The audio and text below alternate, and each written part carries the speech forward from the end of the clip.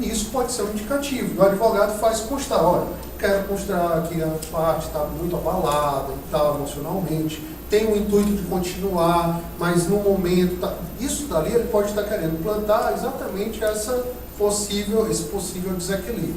Sempre fazendo os registros, não só o registro na ata, né, mas aquela, você pode encerrar, né, e pode ser um caso só, não de encerrar, mas de um adiamento, de uma suspensão da audiência, já pode resolver, tá bom? Então, fazer essas considerações que podem constar no termo. Aqui outro enunciado, né, da jornada, dizendo que se constatar a configuração de uma notória situação de desequilíbrio entre as partes, o mediador deve alertar a importância de que ambas obtenham, organizem ou analisem dados, estimulando-as a planejarem uma eficiente atuação na negociação. É o tal do adiamento da suspensão. Como é que você não quer dar? Bora parar aqui, né, meia hora, vou para outra sessão, depois a gente retorna para você falar com o seu advogado particular. Isso já pode ser suficiente. Princípio da decisão informada. Esse daqui é outro tema que a gente tem que estar com cautela, e eu volto àquilo que eu falei lá no começo da tarde, dizendo que o mediador e o conciliador deve fazer aquele teste de realidade, e nesse teste de realidade ficar sempre explicando para a parte que aquela decisão dela vai ter esse impacto. Então, a parte ter essa decisão informada. Também é muito comum constar nos termos aquela expressão geral de que a parte está livre, não é? Manifestou sua vontade de forma livre, convencida e atenta a todos os elementos, desdobramentos. Cada um tem sua redação padrão, né? Mas é isso. A ideia é essa de fazer o mediador ter esse cuidado.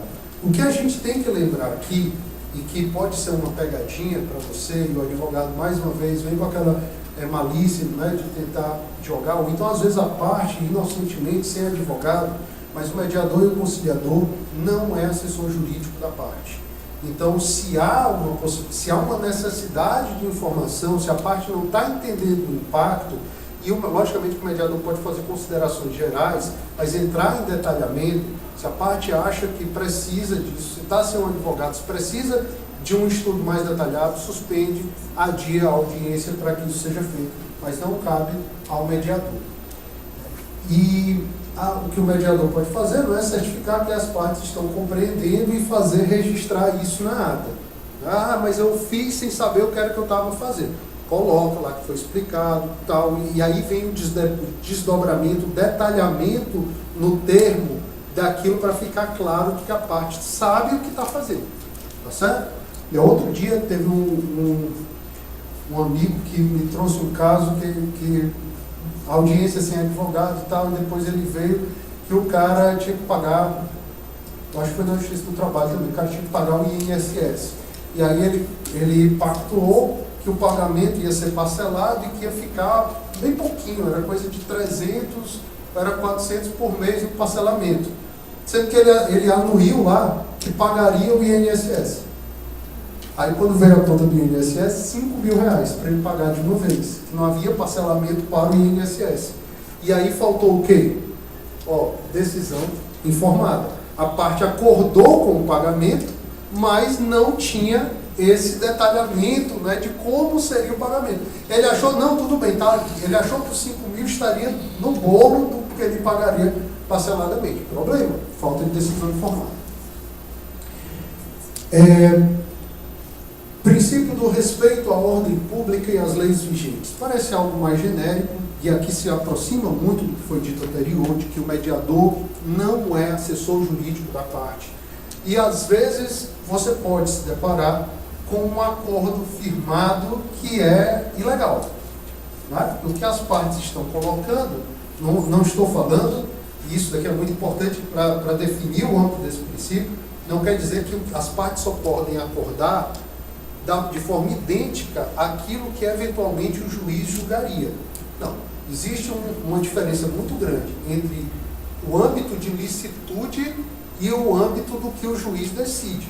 Existem muitos acordos lícitos que podem não coincidir integralmente com o que o juiz decidiria. Agora, por exemplo, você definir, e eu estou falando esse exemplo, um juiz Na pesquisa que eu estou fazendo, já me narrou isso, que recebeu, não foi aqui em Fortaleza, que recebeu um acordo em que o mediador autorizou, né, lá, o mediador não autoriza, né, as partes quiseram fazer um acordo em que ele admite a transferência de um imóvel sem escritura pública. O imóvel que falou acima de 30 vezes o salário mínimo exige escritura pública, então ele dispensou, por acordo, essa regularidade. Aí pode ser também a anuência do cônjuge, alguma coisa do tipo, tem que ser observado, né? É um acordo, é um negócio, e como todo negócio jurídico, deve obedecer a forma prescrita ou não defesa em lei, como a gente aprende lá na Faculdade de Direito. Então, cabe ao mediador fazer essa avaliação e, havendo a ilegalidade, pedir para que os advogados, né, pedir para que consultem os seus advogados, mais uma vez a ideia da suspensão da audiência por alguns minutos pode facilitar isso. Aí vem o problema, né, e aqui eu trago mais uma vez uma questão que a Fernanda Tartucci colocou lá nessa palestra dela. E se as partes fizerem um acordo ilegal com advogados, e os advogados disserem, não é isso mesmo? Você, mediador, tem como, para respeitar esse princípio, né? Você teria como dizer que não fará essa homologação e as partes insistindo. Ela disse, a Fernanda Tartucci, que se deparou com uma situação dessa natureza, uma vez, pensou, e ela estava dizendo uma dúvida que ela teve durante uma sessão, que pensou a princípio em dizer que não, mas as partes insistiam que não. E aí foi interessante porque ela fez registrar, né, mandou, que ela como advogada, mandou para homologação, o juiz logicamente disse que não homologaria, mas que depois isso foi resolvido com outro acordo, porque, segundo ela, a outra parte viu que a parte que era representada, né, a parte adversa, tinha o intuito de fazer o acordo, só não fez daquele jeito porque não podia, né, então teria essa análise. Eu realmente fico com uma dúvida muito grande de qual o âmbito de atuação do mediador quanto a esse princípio. O que é que ele pode dizer que não, que as partes quiseram fazer isso ou que não admitiu por isso? Não dá. Isso eu acho que é muito mais uma análise judicial do que da parte, do que do mediador, do que do conciliador. O máximo que o conciliador poderia fazer, se deparando com uma situação de patente de ilegalidade, violação à ordem jurídica, seria pedir que as partes se aconselhassem com os advogados, avaliassem a legalidade daquele acordo, mas é muito difícil definir aí esse âmbito. Para finalizar, pessoal, aqui mais só uma doutrina, né, do caso do Eduardo Vasconcelos, falando dessa ideia de que não é exatamente, não há uma coincidência entre o que está no texto do direito positivo com aquilo que vai ser decidido pelo juiz, né? Que não há essa confusão, que o âmbito de decisão é maior para as partes do que para o juiz, porque o juiz tem que definir o que a lei diz, né? As partes podem negociar até onde a lei não proíbe, então, bem mais amplo. O direito a alguns tópicos, só para acalmá-los, depois fazer só uma consideração complementar.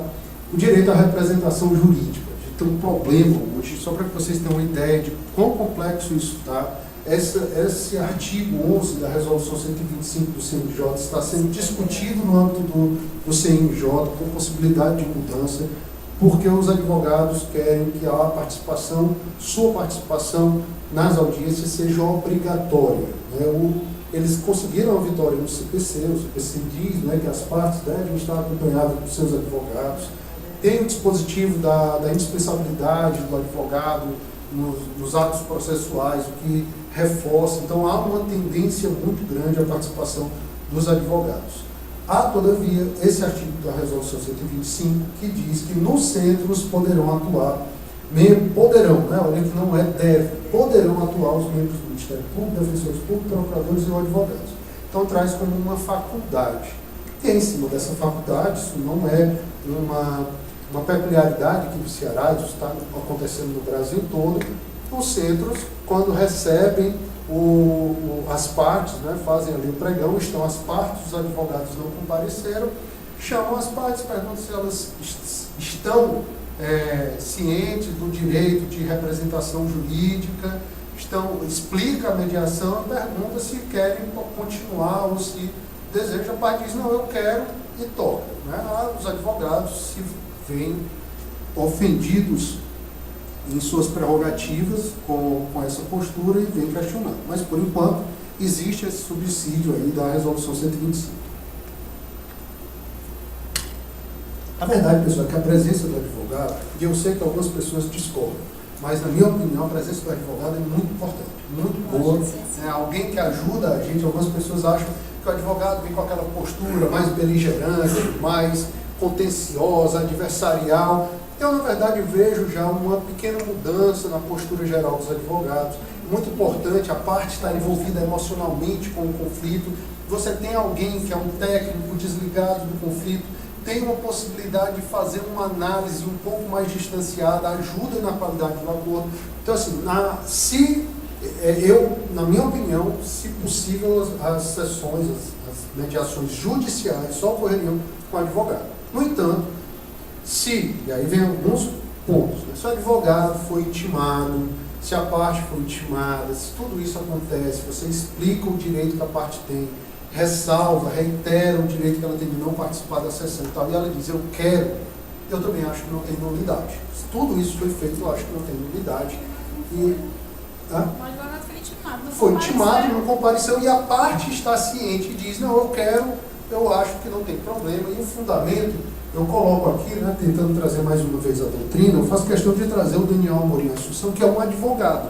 Então é interessante eu sempre, quando eu vou falar, por exemplo, da confidencialidade, né, eu uso juízes que são magistrados, tipo o Gajardoni, aquele juiz, aquele desembargador lá de São Paulo, o Alexandre Freitas Câmara, né? E quando eu vou falar de questões mais polêmicas para advogados, eu faço questão de colocar uma doutrina de advogado, porque facilita essa compreensão, não uma visão isolada de outra categoria profissional.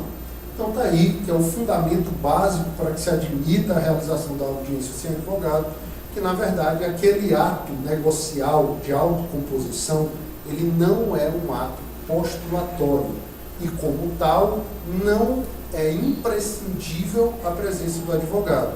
Questão que nossa colega colocou lá no começo, da história dos negócios processuais dependerem da presença do advogado, existe porque envolve atos postulatórios. Acordar sobre o conflito, definir, elas poderiam fazer mesmo fora do processo. Então não há nenhum impedimento, acho que não há nenhum problema em a homologação ser obtida. No entanto, sempre fazer constar do termo, se a parte está sem advogado, se está com advogado, lógico, consta do termo a presença do advogado.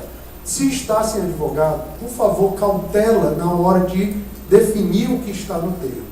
Tem uma questão preliminar que eu acho que tem que ser observada, que aí não precisa estar no termo, mas eu acho que o advogado tem que ser intimado. Se o advogado já está constituído, ele tem que ser intimado. A dificuldade aqui maior é para a intimação do advogado do réu, porque normalmente só vai via procuração quando ele apresentar a contestação. Então você não tem como intimar o advogado do réu, né? Você faz a intimação só da parte, então aqui tem um problema. O esclarecimento quanto ao direito de não continuar com a sessão de conciliação de mediação e do encerramento da sessão, né, ficar claro se houve desequilíbrio de força entre as partes por falta do advogado, você encerra e explica por quê. Agora, não tendo advogado, especifique, diga lá, expliquei para a parte o direito à representação jurídica, expliquei a importância do advogado, expliquei que não haveria decisão e a parte decidiu de forma livre e esclarecida que continuaria sem advogado. Eu acho que isso é muito importante. E aqui, um exemplo também de mais um termo de audiência lá no SEJUS, que onde se colocou algo nesse sentido. Pode salientar que o representante, apesar de possuir advogado habilitado nos autos, não estava acompanhado de seu patrão nessa ocasião, tendo expressado estar de acordo com a realização desta audiência na presença do advogado da requerida. Então, aqui é a situação que eu acho mais crítica de todas, né? Que ele está sem advogado e a outra parte está com advogado. Já vi sessão em que só um dos advogados estava, explica tudo isso, o advogado da outra parte diz, eu queria pedir licença para me retirar. Acho uma postura muito boa. Se é para ficar sem advogado, ficam as duas e tal, conversa e tal. Eu acho muito interessante, mas ninguém pode obrigar, né? Pode até sugerir, mas obrigar não. Se a parte quiser, tem que ter... Fala no microfone.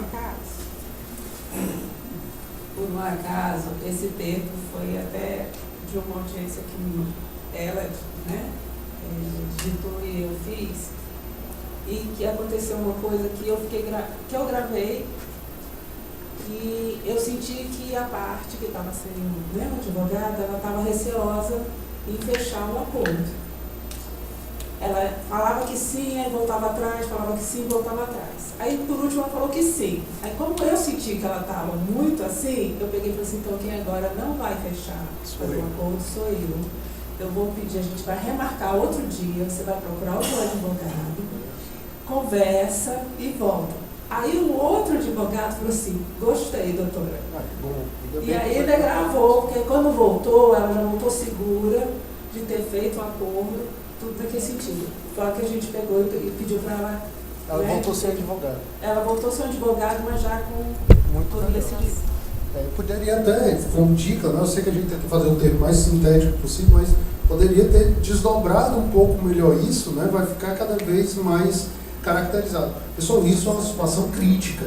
Entendam que isso é crítico, isso está em discussão no CNJ, isso tem os representantes da OAB sofrem com isso daqui. Então, no caso desse, talvez quanto mais você detalhar, especificando que foi informado a parte do direito de representação, da possibilidade de adiamento da audiência, de tudo que for, custe para criar, são essas vacinas, né, como eu coloco, para você criar defesas.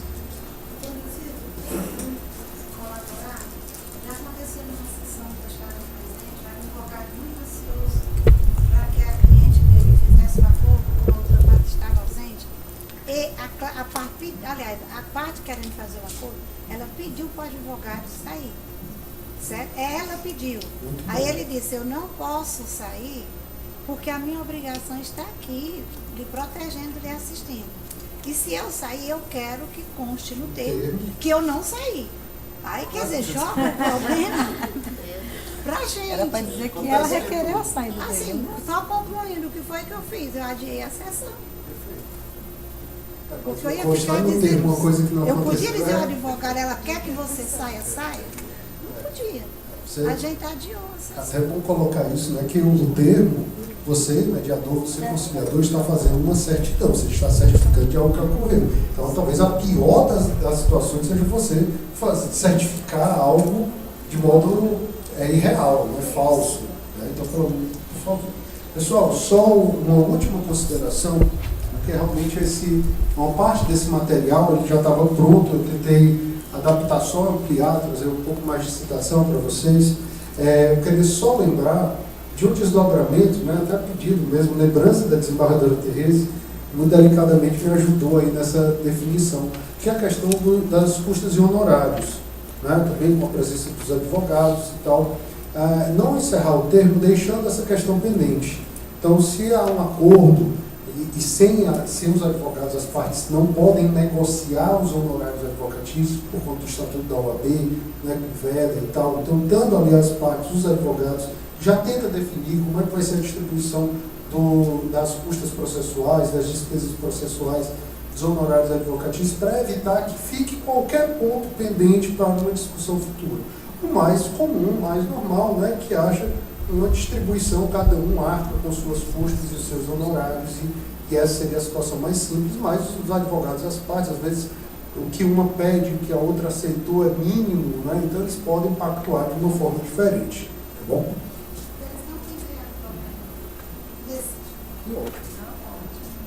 Boa tarde.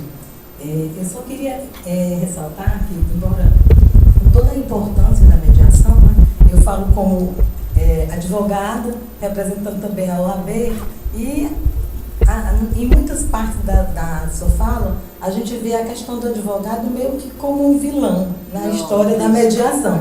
É o que se sente quem está do lado de cá. E, no entanto, nós temos feito um trabalho muito grande na OAB para levar a questão da mediação à advocacia e tratar de mudar essa cultura do litígio, porque a advocacia ela foi criada para o contencioso, para defender, para representar. E a mediação, ela vem para modificar, é uma inovação recente, está sendo realmente muito desenvolvida e nós pretendemos, nós como advogados, pretendemos realmente que ela fortaleça. Existe um trabalho muito grande através da Comissão de Mediação, Conciliação, Mediação e Arbitragem da OAB, para que seja feito esse trabalho constante, intenso com os advogados, mas nem sempre o advogado está como vilão. O que eu vejo dentro da questão da mediação, dos acordos, com todo respeito aos mediadores e a formação de mediadores sem a necessidade do conhecimento do direito, é que envolve direito das pessoas que muitas vezes, por melhor que seja a intenção do mediador e a formação do mediador, muitas vezes vai acontecer momentos em que ele não tem aquele conhecimento. Ele pode ter a boa intenção, fazer um termo excelente e lá na frente esse direito não ser efetivado. No entanto, se tivesse a presença do advogado, isso poderia ser evitado. O que eu vejo é a necessidade de cada parte estar atuando dentro de um princípio único, que é o alcance do direito do cidadão e da conciliação e da mediação, né, efetivamente, para que a gente evite o litígio. Márcia. Doutora Márcia, eu quero inclusive aqui me colocar, pedir desculpas se eu transpareci de modo diferente. Eu sou advogado, atualmente eu estou com a minha OAB suspensa pela incompatibilidade com o cargo, então não tive nenhum propósito de fazer qualquer tipo de colocação do advogado como vilão da situação. Eu realmente tive que fazer algumas considerações, porque o público principal da exposição é o mediador, e muitas vezes ocorrem situações em que o mediador é confrontado com o advogado nessas discussões certíssimas, como a senhora colocou, né, que o advogado está na defesa da parte, e eu estava tentando expor situações, talvez ter chamado a atenção a isso, dessas discussões. Então, de modo nenhum foi a minha intenção. Como eu falei aqui diversas vezes, o advogado, para mim, é um agente importantíssimo. É um processo de mudança para todo mundo, do servidor ao magistrado, ao advogado. É uma mudança de cultura. A OAB, os advogados também passam por essa evolução que eu acho que está ocorrendo. Como eu disse, tem um sentido já essa mudança, mas, infelizmente, a gente ainda tem muita resistência do jurisdicionado, dos magistrados e dos advogados. E essa resistência, às vezes, se apresenta nesses embates. Mas eu acho, inclusive, que o maior agente da mudança dentro dos profissionais é o advogado, porque ele é o profissional de confiança da parte, quem dá essa sustentação. Então, se ele assente para a parte, faça um acordo, se ele indica a outra parte, vamos com propostas colocadas, então a parte certamente chega muito mais aberta a uma autocomposição do que chegaria. Da mesma forma, o advogado pode fazer o oposto. Se ele diz, não, isso é só uma perda de tempo, se isso não vai, você tem direito, a gente vai para o litígio, certamente a parte vai chegar e vai dizer que não vai fazer o acordo. Por isso que eu acho que ele é o grande agente, é o grande impulsionador da mudança ou da manutenção da situação. Eu tenho essa preocupação, tanto quanto falar com os servidores, com os mediadores e conciliadores privados que atuam junto ao judiciário, eu tenho tido também esse cuidado de falar com os advogados, porque tem isso, eu não quis de modo nenhum transparecer essa colocação do advogado como vilão, né? Não colocando. Doutor, eu tenho uma dúvida em relação à questão do objeto exclusivo do 334. Dentre os exemplos, né, tinha a questão da juntada de subestabelecimento.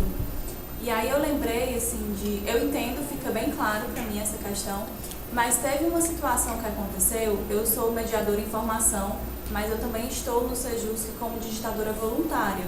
Então eu tenho um privilégio em relação a quem está na mesa, que eu estou com acesso a todo o processo. Teve uma situação que eu estava folheando o processo, até por uma curiosidade mesmo de aprendizagem, e eu vi que nos documentos tinha um laudo, né, de algum canto que constava o nome da namorada do autor. E na audiência, veio para a audiência o autor, a namorada dele que se apresentou enquanto advogada e que a mediadora não tinha como saber, porque ela não teve acesso aos autos.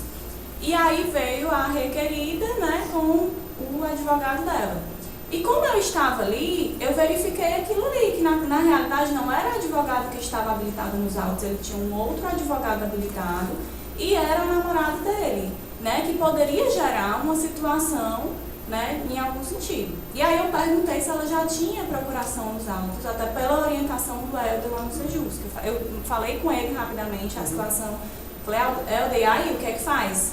Deixa passar, pergunta sobre a procuração, e aí ele falou, não, pergunta se ela tem, né, se ela tem procuração nos autos ou subestabelecimento. E aí eu perguntei, ela disse que não, e não demonstrou nenhuma intenção de apresentar. Então, realmente, ela estava ali se usufruindo da condição de advogada, sem se identificar realmente no papel em que ela se encontrava, porque ela não estava ali como assessoria jurídica da parte, né? Não estava como representação, ela estava realmente como namorada, né, para aquele ato que é sigiloso, que tem toda